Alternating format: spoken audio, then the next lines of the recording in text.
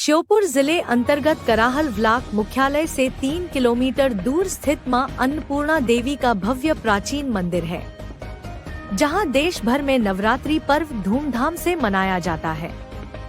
वहां मां अन्नपूर्णा देवी के सच्चे दरबार में भव्य मेले का आयोजन हर वर्ष किया जाता है।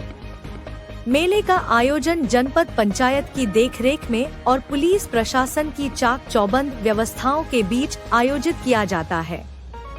मेले में राजस्थान, उत्तर प्रदेश एवं श्योपुर जिले के सीमावर्ती जिलों से सभी प्रकार की दुकानें व्यापारियों द्वारा लगाई जाती है।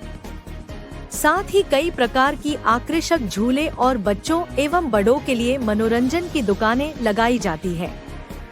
साथ ही वॉलीबॉल एवं दंगल और नाल उठाने जैसी प्रतियोगिताओं का आयोजन किया जाता है। पनबाड़ा में मां अन्नपूर्णा देवी का मंदिर बहुत प्राचीन और सच्चा दरबार है। यहाँ भक्तों द्वारा मां के समक्ष जो मन्नत मांगी जाती है वह समयावधि में पूरी होती है।